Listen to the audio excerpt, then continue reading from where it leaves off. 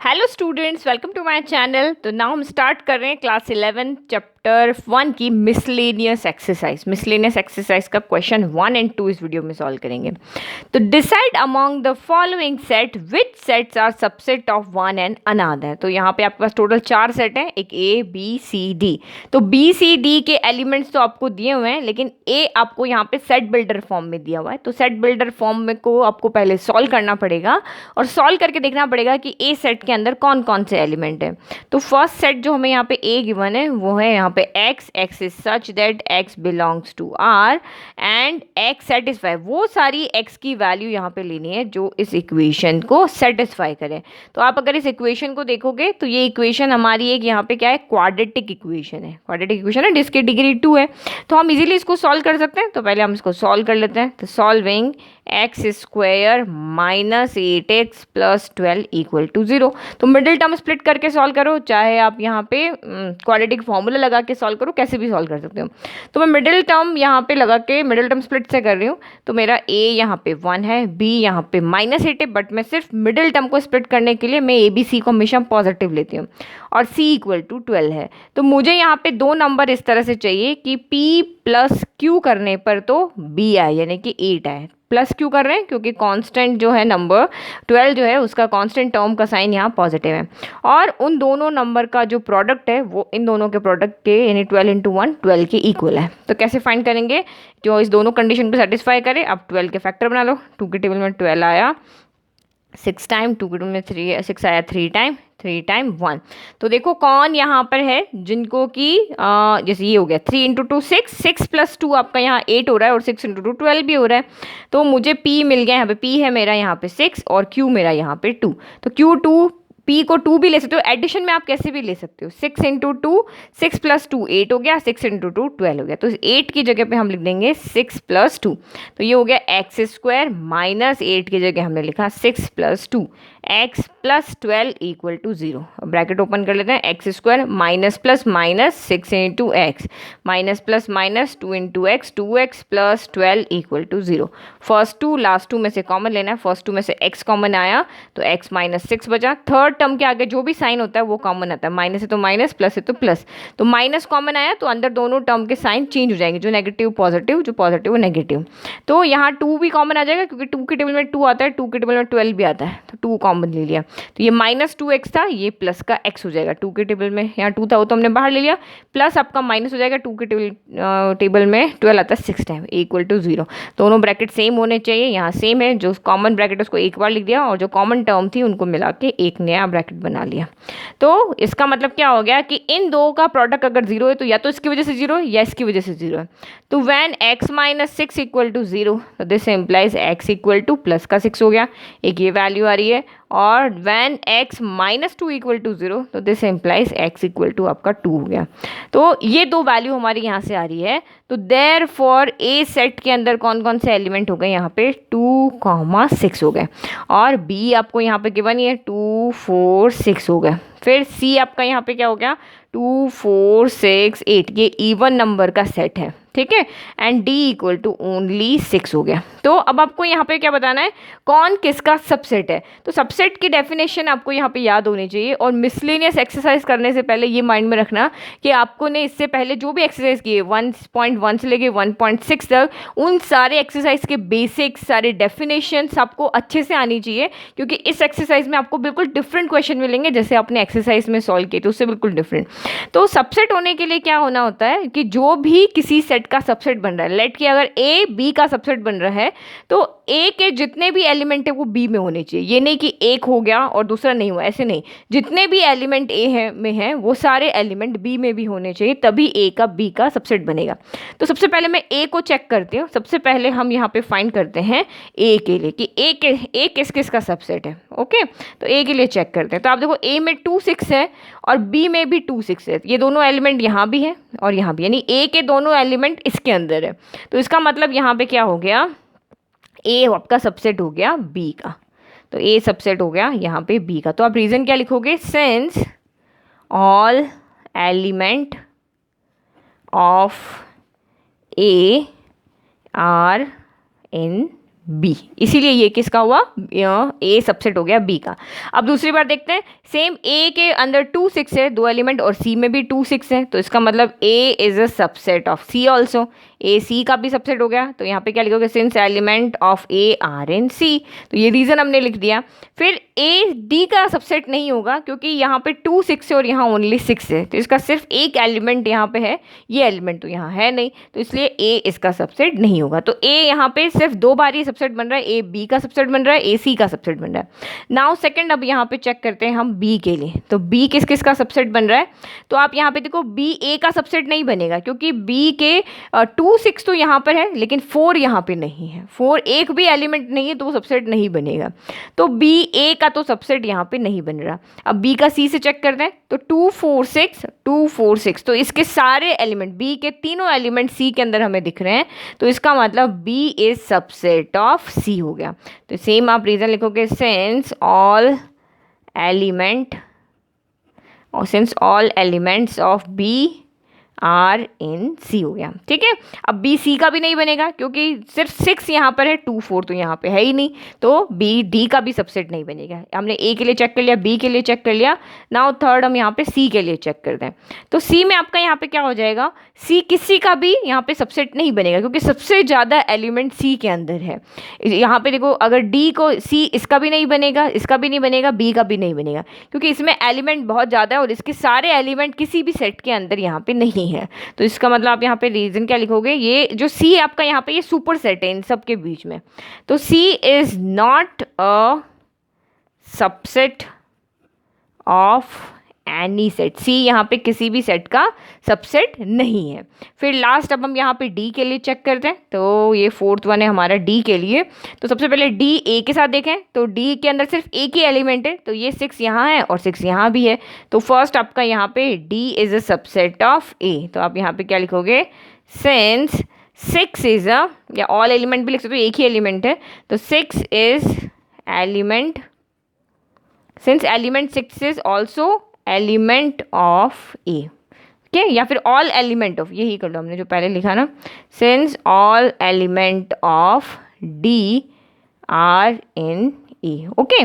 फिर डी का ए के साथ चेक हो गया, डी का बी के साथ चेक करो, तो इसका एलिमेंट यहाँ भी है, इसके पास एक ही एलिमेंट है और वो यहाँ पर भी है, तो डी आपका बी का भी सबसेट होगा, सेम आप यहाँ पे लिख लोगे, डी आर इन बी लिख दोगे। फिर डी आपका सी का भी हो जाएगा क्योंकि यहाँ ओनली 6 है और 6 यहाँ भी है, तो D is a subset of C हो जाएगा क्योंकि since all element of D are in C also, तो ये हमारा यहाँ पे हो गया, ठीक है। तो इस तरह से आपको ये सबसेट को देखने के लिए हमेशा देखना है कि सारे एलिमेंट इस सेट के, सारे एलिमेंट इस सेट के अंदर होने चाहिए, अगर नहीं है तो वो उसका सबसेट नहीं बनेगा। नाउ नेक्स्ट देखते हैं क्वेश्चन नंबर 2। ये देखो एकदम डिफरेंट क्वेश्चन है, यहाँ पे आपको बिलोंग टू और सबसेट के बीच में क्या डिफरेंस है वो पता होना चाहिए। तो नेक्स्ट क्वेश्चन करते हैं सेकेंड। तो question number 2 is in each of the following, यहाँ पर टोटल 6 पार्ट है, तो ईच के अंदर आपको यहाँ पे डिटरमाइन करना है whether the statement is true और फॉल्स, की क्या ये स्टेटमेंट ट्रू है या फॉल्स है। इफ इट इज ट्रू, अगर ये ट्रू होता है तो उसको प्रूव करना है। इफ इट इज फॉल्स, अगर ये फॉल्स है तो आपको एक एग्जाम्पल दे करके और इसको बताना है कि ये फॉल्स क्यों है। तो प्रूव करना है तब भी एग्जांपल ही देना है, हम एलिमेंट्स लेके सेट के अंदर चेक करेंगे, और फॉल्स है तब भी हम एलिमेंट लेके चेक करेंगे कि ये फॉल्स क्यों है। तो मैं फर्स्ट एंड सेकंड आपको बिल्कुल ब्रीफ में लिख के बताऊंगी, आपको आंसर कैसे लिख कर बताना है, बाकी सारे आप यहाँ पे खुद लिखना, मैं सिर्फ उनको एक्सप्लेन करके बता दूंगी, ओके। तो फर्स्ट आप यहाँ पे देखो, first is if x belongs to A, belong का साइन जब भी आता है तो आप यहाँ देखो, बिलोंग का साइन हमेशा एलिमेंट, दो चीज़ मैंने आपको ये ब्रीफ में पहले भी समझाया, एलिमेंट हमेशा बिलोंग करते हैं सेट के अंदर। तो अब यहाँ पे देखो, और अगर ये सबसेट वाला साइन आया है तो ये सेट से सेट की वजह, कोई सेट दूसरे सेट में क्या करता है दोस्त, कोई सेट दूसरे सेट का सबसेट होता है, लेकिन कोई एलिमेंट होता है वो सेट के अंदर क्या करता है, बिलोंग करता है। सेट कभी भी सेट में बिलोंग नहीं करता है। तो if x belongs to A and A belongs to B, तो ए एक्स जो है वो ए का एलिमेंट है और ए जो सेट है वो बी का एलिमेंट है, तो यहीं पे आपको गड़बड़ दिख रही है। Then x belong to B, तो एक्स भी क्या बी में होगा? अगर एक्स ए में है और ए पूरा का पूरा बी में बिलोंग कर रहा है तो क्या एक्स बी में भी होगा? तो यहाँ पे देखूँ तो मैं फर्स्ट यहाँ पे ले लेती हूँ, कोई भी एलिमेंट हम ले लेते हैं, उसके अकॉर्डिंग देखते हैं। मैं आपको एक्सप्लेन कर दूँ, फिर आंसर कैसे लिखना वो मैं आपको बताऊंगी। तो लेट हम यहाँ पे देख लेते हैं कि ए के अंदर मैं दो एलिमेंट ले लेती हूँ, एक एक्स ले लेती हूँ, एक वाई ले लेती हूँ। ओके, ए इक्वल टू मैंने ले लिया यहाँ पे एक्स और वाई। तो x यहाँ पे देखो बिलोंग कर रहा है, तो दिस इम्प्लाइज x आपका बिलोंग कर रहा है a के अंदर, तो ये कंडीशन तो मेरी यहाँ पे ट्रू है। फिर a बिलोंग कर रहा है b के अंदर, a बिलोंग कर रहा है b के अंदर कि a का ये जो हम इसको पूरा एक एलिमेंट मान लें, ये हमारा कब ट्रू होगा? जब हम b के अंदर किस तरह से एलिमेंट लेंगे कि मैंने यहाँ पे z ले लिया और इसको पूरा का पूरा यहाँ पे एक एलिमेंट बना के ले लिया, एक्स वाई जो है ना, इसको पूरा का पूरा मैंने यहाँ पे एलिमेंट बना दिया। ये यहाँ का एक सेट नहीं है, सेट यहाँ पे इसके अंदर जब इस तरह से कर्ली ब्रेसेस के अंदर लिखा है ना कॉमा लगा के, तो ये पूरा आपका एक एलिमेंट है, एक जेड एलिमेंट है और एक curly braces x comma y एक यहाँ पे एलिमेंट है। ठीक है, तो ये स्टेटमेंट भी हम यहाँ लिख दिए। Then x belong to B, क्या एक्स बी में बिलोंग करेगा, ये हमें चेक करना है। तो आप यहाँ पे देखो क्या बी के अंदर आपको कहीं पे भी ओनली एक्स दिख रहा है? यहाँ ओनली जेड है, ये पूरा एक एलिमेंट है, ये समझ लो कि जैसे क्वाड्रेटिक इक्वेशन नहीं होगी उस तरह से। तो मुझे तो यहाँ बी में कहीं पर भी एक्स नहीं दिख रहा है जो अकेला हो, एक एलिमेंट बिल्कुल इस तरह से एक्स लिखा हुआ ऐसा नहीं है। तो इसका मतलब ये स्टेटमेंट हमारा यहाँ पे क्या है? फॉल्स है। क्यों फॉल्स है? क्योंकि एक्स आपका ए का तो एलिमेंट है बट एक्स बी का एलिमेंट यहाँ पे नहीं है, तो इसका मतलब एक्स बी में बिलोंग यहाँ पे नहीं कर रहा है। ओके, तो इसीलिए स्टेटमेंट आपका फॉल्स है। ये तो आपको वैसे भी यहाँ देख के ही पता चल गया, क्योंकि सेट कभी भी दूसरे सेट में बिलोंग नहीं करता है, तो ये स्टेटमेंट आपका यहाँ पे क्या हो गया? फॉल्स। अब देखो आपको इसको आंसर इस तरह से नहीं लिखना है कि आपने इस तरह से लिख दिया और आपको अच्छे मार्क्स मिल जाएंगे। आंसर आपको देखो कैसे लिखना है, मैं आपको लिख के बताती हूँ। तो मैं दो आंसर इस तरह से लिखूंगी, बाकी सारे आप अपने आप लिखना। ओके, तो हमें अपना पूरा आंसर इस तरह से लिखना है ताकि हमें यहाँ पे फुल मार्क्स मिले। तो let a equal to x comma y हमने ले लिया। Since x and y are elements of set है, क्योंकि एक्स और वाई एलिमेंट है इसलिए वो इस सेट के अंदर बिलोंग करेंगे। फिर now also A is belongs to B, हमें ये भी दिया हुआ A belongs to B, that is इसका मतलब क्या होगा? ए अगर बी में बिलोंग कर रहा है इसका मतलब सेट ए में जितने भी एलिमेंट है वो सारे ए के अंदर, सेट ए में जितने भी एलिमेंट है वो सेट बी में हो जाएंगे। तो ये पूरा एक यहाँ पे एक एलिमेंट बन के सेट बी में जाएगा। Okay, now we have to prove that कि एक्स बी के अंदर भी बिलोंग कर रहा है, बट एक्स तो बी में बिलोंग ही नहीं कर रहा है क्योंकि एक्स अकेला एलिमेंट यहाँ पे नहीं है, ये पूरा एक पेयर में एलिमेंट है, एक्स वाई पूरा एक साथ में एक एलिमेंट है। तो x is not an element of B, ये बिलोंग क्यों नहीं कर रहा है? क्योंकि एक्स एलिमेंट नहीं है, इसका मतलब गिवन स्टेटमेंट इज फॉल्स। तो इस तरह से हमें अपना आंसर यहाँ पे राइट करके बताना है। नाउ सेकेंड आपका यहाँ पे है if A is subset of B, A B का सबसेट है and B belongs to set C, B set C में बिलोंग कर रहा है, देन ए भी बिलोंग करेगा सेट सी के अंदर। तो मैंने अभी आपका स्टेटमेंट यहीं से आपका फॉल्स हो गया। सेट यहाँ पे सेट कभी भी सेट में बिलोंग नहीं करते हैं। ओके, तो अब इसके अकॉर्डिंग हम एग्जांपल देखते हैं यहाँ पे क्या सेट के अंदर ले, आपको अपने अकॉर्डिंग लेने, मैं अपने अकॉर्डिंग आपको एक्सप्लेन करने के लिए ले रही हूँ, आप अपने हिसाब से ले लेना। तो मैं लेट करती हूँ कि लेट सेट ए के अंदर मैं एक ही एलिमेंट ले लेती हूँ, 2 ले लेती हूँ। ओके, और मुझे यहाँ पे क्या करना है? सेट बी के अंदर अगर यहाँ पे ए के अंदर 2 है और ए इसका सबसेट है तो बी में 2 भी होना चाहिए, तो मैं एक 0 ले लेती हूँ, एक 2 ले लेती हूँ। तो ए यहाँ पे 2 है और ये वाला एलिमेंट इसके अंदर है और सारे ए के जितने भी एलिमेंट है सारे बी के अंदर है, तो इसका मतलब यहाँ पे क्या हो गया? ए सबसेट हो गया बी का। फिर अब आपको यहाँ पे क्या बताना है? बी बिलोंग्स टू सी, तो बी पूरा का पूरा इसमें बिलोंग करेगा, तो सी के एलिमेंट आपके किस तरह से होंगे? सी के एलिमेंट यहाँ पे मैंने एक 1 ले लिया, फिर एक ये बी इसमें बिलोंग कर रहा है ना, तो बी के जितने भी एलिमेंट थे सेट पे वो एज इट इज़ यहाँ पे एक एलिमेंट की फॉर्म में आ जाएंगे, एक हम यहाँ पे 3 ले लेते हैं। तो अब ये कंडीशन तो हमारी ट्रू हो रही है कि बी बिलोंग कर रहा है सी के अंदर, क्योंकि बी के अंदर जितने भी एलिमेंट है वो इस तरह यहाँ पे है। ओके, फिर अब अगर आप यहाँ पे तो क्या ए भी बिलोंग करेगा सी में? तो आप यहाँ पे देखो क्या ए सी में बिलोंग कर रहा है? ए में आपका 2 एलिमेंट है बट इसमें तो कोई 2 एलिमेंट है ही नहीं, जैसे यहाँ पे आपका एक्स एलिमेंट नहीं था, ये आपका 2 है यहाँ पर, ये एक बट एक सिंगल एलिमेंट के फॉर्म में नहीं है, ये पूरा एक अलग तरीके से है। आपको जैसे 1 और 3 है ना, इस तरह से यहाँ पे 2 चाहिए था, तो वो है ही नहीं, इसका मतलब A is not belongs to सी हो गया, इसका मतलब ये स्टेटमेंट हमारा यहाँ पे फॉल्स है। तो इसी तरह से आपको एग्जाम्पल देख करके चेक करना है यहाँ पे कि ये स्टेटमेंट ट्रू है या फॉल्स है, लेकिन आंसर आपको इसी तरीके से राइट करना है। तो मैंने जो आपको एक्सप्लेन किया उसी को फिर से राइट करके बता दिया कि लेट ए के अंदर 2 एलिमेंट है, since A is subset of B, तो elements of set A that is 2 भी सेट बी के अंदर होना चाहिए। तो हमने बी सेट ऐसा बनाया क्योंकि आपको सारा अपनी चॉइस से बनाना है। मैंने 0 2 लिखा, आपको 0 1 2 3 4 कुछ भी लिख सकते थे। तो ये तो हमारी बात यहाँ पे ट्रू हो गई। फिर बी बिलोंग्स टू सी, अगर बी सी के अंदर बिलोंग कर रहा है तो बी का ये जो पूरे एलिमेंट्स के लेकर हमने एक सेट बनाया वो पूरा का पूरा सेट इसमें बिलोंग करेगा। ओके, तो सी ये इसका पूरा एक एलिमेंट हो गया, 0,2 ब्रेसिस में लिखा है वो एक एलिमेंट हो गया। Now we have to prove A belong to C. तो ए के अंदर क्या है, एक एलिमेंट। ए आपका किस तरह से, ये सेट है इसलिए सेट को पूरा हम बिलोंग करा रहे हैं। ओके, एलिमेंट होता तो एलिमेंट को कराते हैं, लेकिन ए के एलिमेंट को, जैसे 2 बिलोंग होता तो हम ओनली 2 की बात करते तो ब्रेसेस नहीं लगाते, बट ये सेट को बिलोंग करा रहा है इसलिए हमने सेट की फॉर्म में लिखा कि सेट बिलोंग कर रहा है। तो सेट तो इसमें बिलोंग नहीं कर रहा है क्योंकि इस तरह से 2 यहाँ पे कोई भी एलिमेंट है ही नहीं, तो इसका मतलब हमारा स्टेटमेंट फॉल्स है। ओके, तो अब आप इसको देख लो और इसी के अकॉर्डिंग आंसर लिखना। नाउ थर्ड देखते हैं। तो third one is if A is subset B, A B का सबसेट है एंड बी सबसेट है सी का, देन ए भी सबसेट होगा सी का। ये हमें यहाँ पे शो करके बताना है। तो यहाँ पे तो सारे सबसेट ही आ रहे हैं। सेट से सेट आपका यहाँ पे कहा ना, सेट में बिलोंग, यहाँ पे एलिमेंट सॉरी सेट आपके सबसेट हो सकते हैं, यानी कोई भी सेट दूसरे सेट का सबसेट हो सकता है, लेकिन सेट किसी दूसरे सेट में बिलोंग नहीं करता है। तो ये स्टेटमेंट मुझे देख के लग रहा है ये हमारा ट्रू है, क्योंकि एक सेट दूसरे सेट का सबसेट हो सकता है, यहाँ भी सेट का सबसेट हो सकता है और ये भी सेट इसका सबसेट हो सकता है। अब हम इसके अकॉर्डिंग यहाँ पे कोई भी एलिमेंट लेके देखते हैं। तो लेट कि मैंने ए के अंदर एलिमेंट लिया 1,2, ठीक है। अब तो और बी के अंदर, क्योंकि सारे सेट यहाँ पे ए बी का सबसेट है, तो ए के एलिमेंट यहाँ पे बी में होने चाहिए। तो 1 2 तो यहाँ पे होंगे ही, मैं यहाँ पे 3 4 दो और ले लेती हूँ। नाउ सी के अंदर यहाँ पे देखें तो बी सबसेट है सी का, तो बी के चारों एलिमेंट यहाँ पे सी में होने चाहिए। तो 1 2 3 4 और 5 मैंने 2 एक्स्ट्रा ले लिए। ओके, इक्वल सेट नहीं ले रहे हैं, तो ये मैंने यहाँ पे, तो आप यहाँ पे देख रहे हो ये ए बी का सबसेट है, तो ए के एलिमेंट दोनों बी के अंदर है।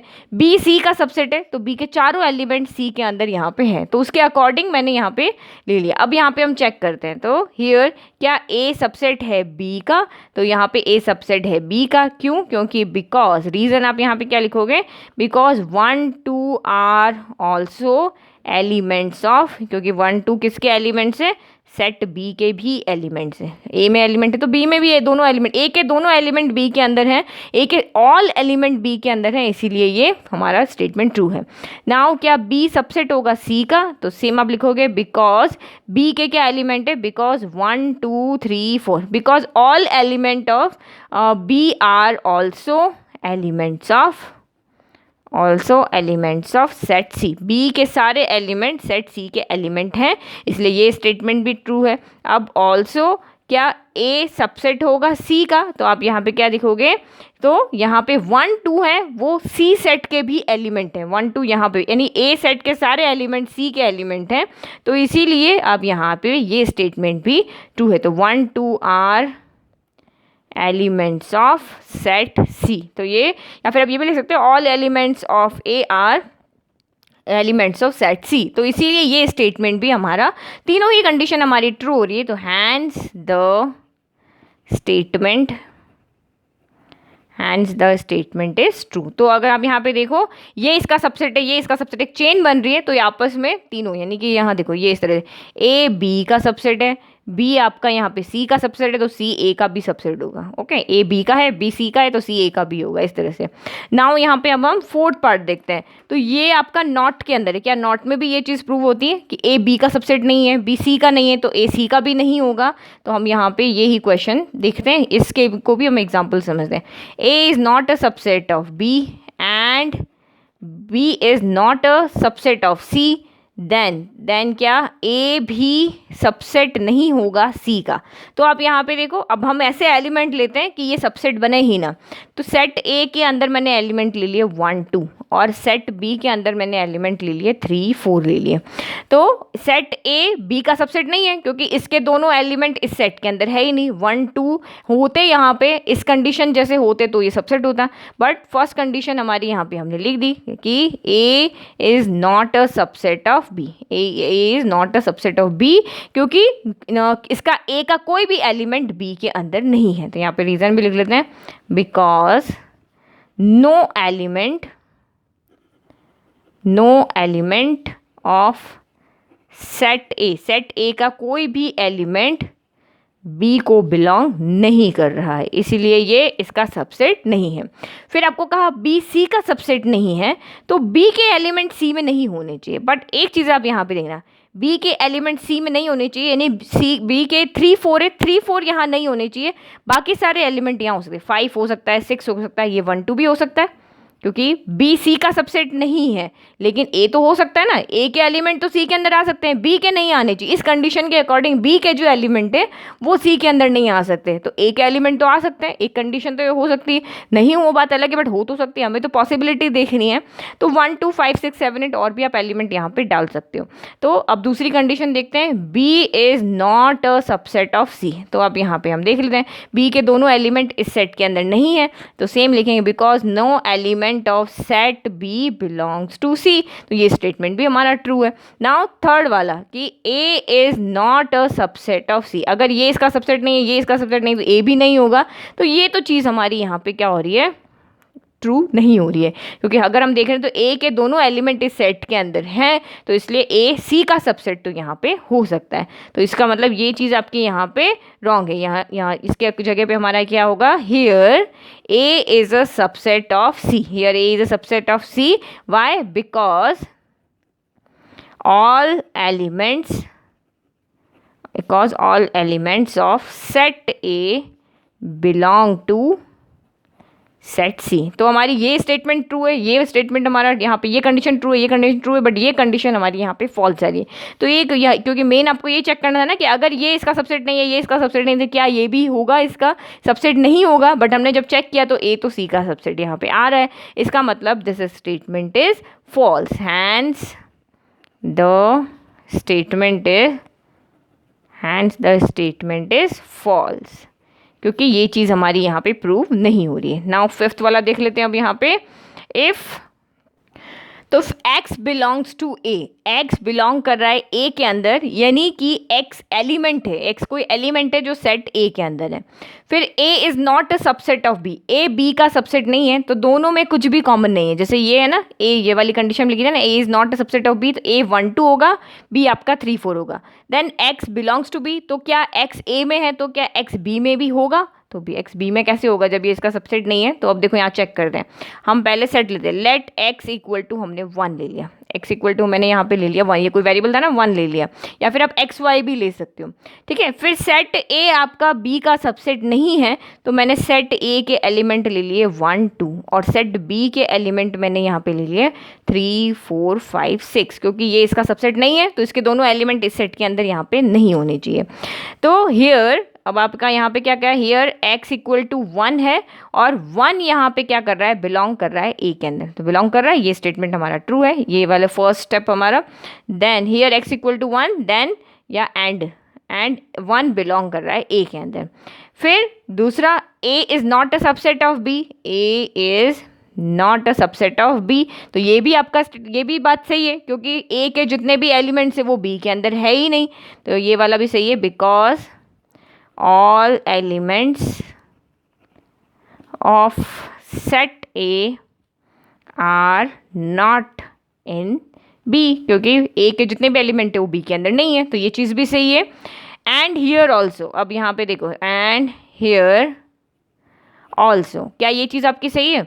x इक्वल टू 1 है, 1 a के अंदर है, और a, ये वाली बात हमारी ट्रू हो गई, ये वाली बात हमारी ट्रू हो गई। क्या 1 b के अंदर, 1 b के अंदर दिख रहा है आपको कहीं पे भी? इसके अकॉर्डिंग अगर x a के अंदर बिलोंग कर रहा है तो x b के अंदर भी बिलोंग कर रहा है, बट ये इसका सबसेट नहीं है, तो जो एलिमेंट a का है वो एलिमेंट b का नहीं है, तो a के एलिमेंट 1 है, तो 1 यहाँ पे नहीं है, तो बट ये स्टेटमेंट इससे हमारा क्या हो गया, फॉल्स हो गया, क्योंकि 1 यहाँ पर है और सेट b में 1 नहीं है, इसका मतलब x इस सेट b के अंदर बिलोंग नहीं कर रहा है। तो and here also 1 is not belong to set b, that is, इसका मतलब अगर 1 b के अंदर नहीं है तो 1 हमारा x के इक्वल है, तो 1 b के अंदर, x भी b के अंदर नहीं है। क्यों नहीं है? क्योंकि because 1 is not a element, 1 is not a element of set b, क्योंकि 1 सेट b का एलिमेंट है ही नहीं, तो बिलोंग कहाँ से करेगा? तो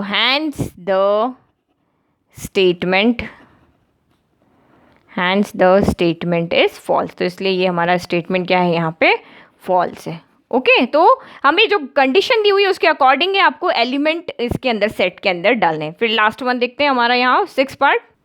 तो if A is a subset of B, A B का सबसेट है, तो एक एक्स ऐसा एलिमेंट है जो बी में नहीं है, तो क्या वो ए में भी नहीं होगा? तो हम देखो यहाँ पे एलिमेंट लेते हैं, सेट ए के अंदर element, let a equal to मैंने ले लिया 1 2 ले लिया, और बी इक्वल टू मैं यहाँ पे क्या लूँगी, क्योंकि ए सबसेट है बी का, तो ए के दोनों एलिमेंट इसके होने चाहिए। मैं कुछ और एलिमेंट भी डाल देती हूँ, ठीक है। तो ए के सारे एलिमेंट इसमें आ गए और 2 एक्स्ट्रा एलिमेंट भी मैंने लिख दिए, क्योंकि हमें इक्वल सेट नहीं लेने, तो ये इसका सबसेट दिखाना, तो इसमें ज़्यादा एलिमेंट होने चाहिए। तो यहाँ पे क्या हो गया, here A is subset of B, ये कंडीशन तो हमारी यहाँ पे ट्रू हो गई।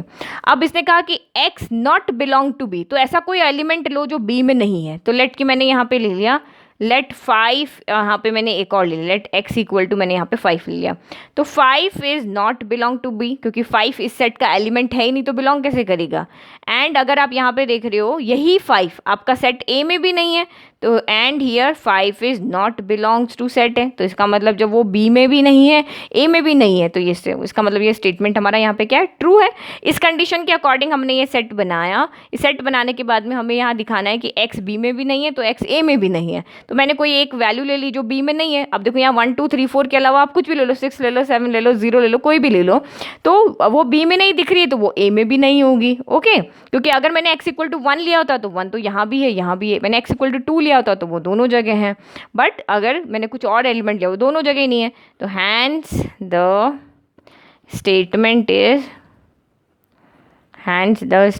Is true. तो ये स्टेटमेंट हमारा यहाँ पे क्या है, ट्रू है। तो आई होप आपको ये दोनों क्वेश्चन अच्छे से समझ में आए। तो आप इसको क्या करो, स्क्रीनशॉट लेके मेनली इसको नोट डाउन करो। आंसर आपको जिस फॉर्म में लिखना है, क्योंकि आंसर आना जितना ज़रूरी है उतना ही उसको एग्जाम में कैसे रिप्रेजेंट करना है वो भी ज़रूरी है, क्योंकि आप जितना आंसर लिखोगे उसके अकॉर्डिंग आपको मार्क्स मिलेंगे। Okay, thank you.